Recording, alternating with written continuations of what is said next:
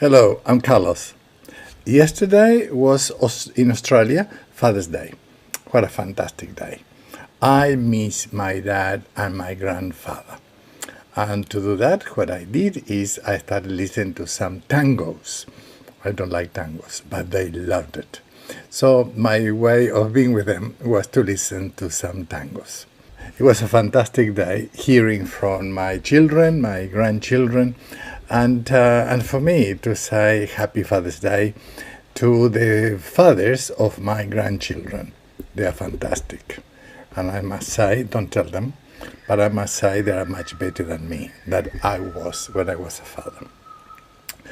The Father's Day, like any special day, like Mother's Day or birthdays or weddings or any funerals, any situation like that are special days, create sometimes, in one way, it's an opportunity to celebrate something beautiful, but sometimes create some kind of an ache, and it's difficult for many. I have some friends, fathers, who found yesterday a difficult day because their children don't talk to them. Some of them, they don't talk to them. Others were very happy with the day. But these the few fathers that I know, they were very hurt because the children haven't talked to them for a long time. And they were heartbroken. And so we have a conversation. They said, "What do you think?" And I said, "I don't know.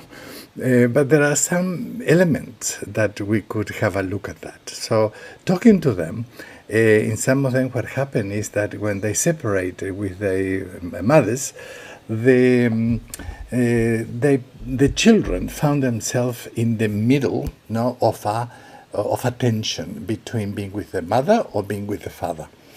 And being in an angle, this is what is called in sociometry, is a very heavy loaded place to be. So when we, sometimes not knowingly, we put people in that place or we take that place, we are not aware that it's a very heavy, very draining. So in that case, the children need to choose to be with one or with another.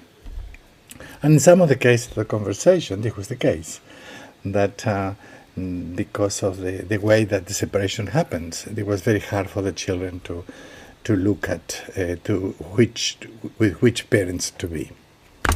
But what to do about that? So I don't have a formula, but what I believe, and I'm very open to see what you think about it. I think that parents have the possibility, better possibility than the children, to cut off from their children. But the children need that relationship with the parents to really have a point of reference in their life. Children may need a lot of therapy to be able to say, "No, Dad, no, Mom, I cannot have any relationship with you because what we have is toxic for me, it's not good." But to arrive to that place, that is a place of freedom and choice, sometimes takes a lot of time.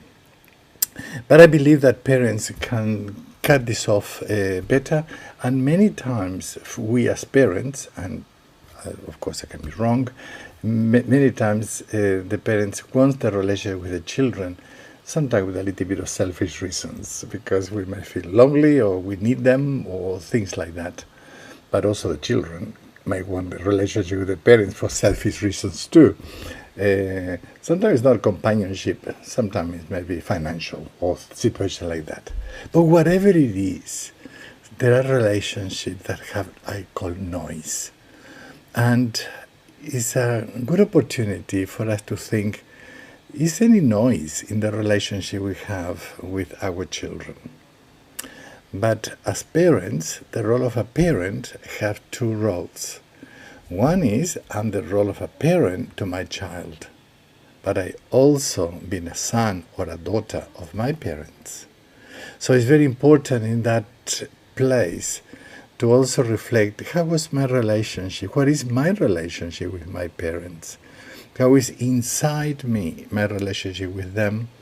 And if they are still alive, I have the luck to have my parents alive.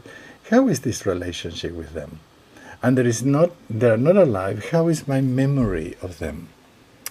This could be an opportunity to find a way to be free in that area.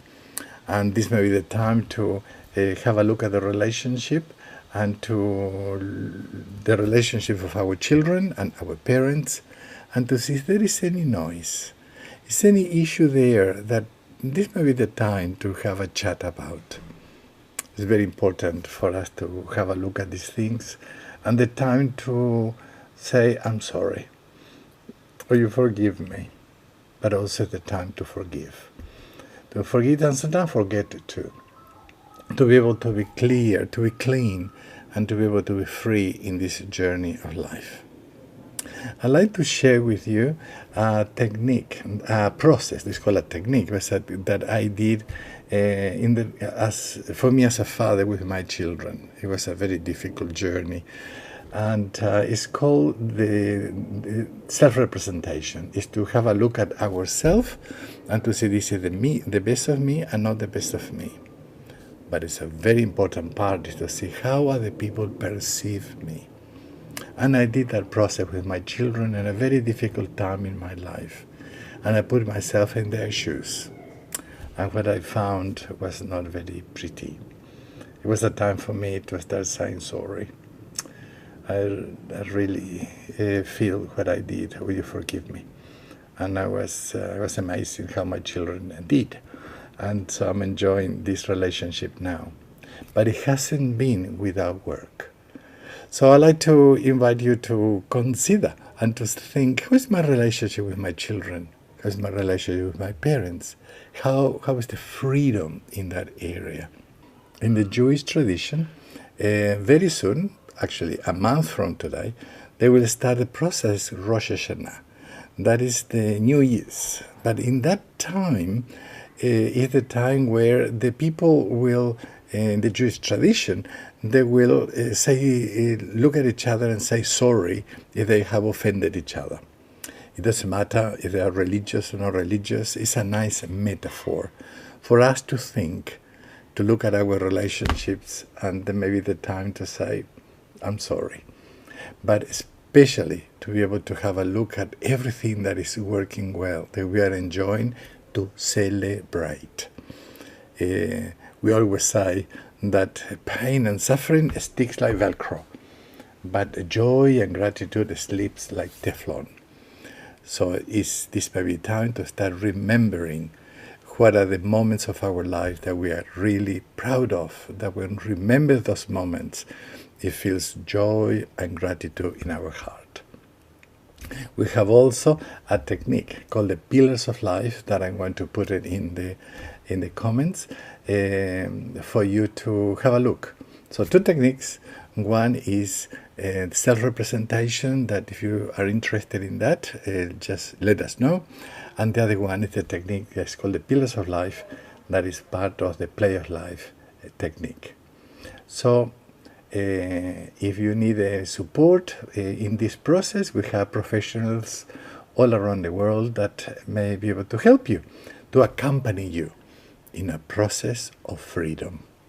So, enjoy.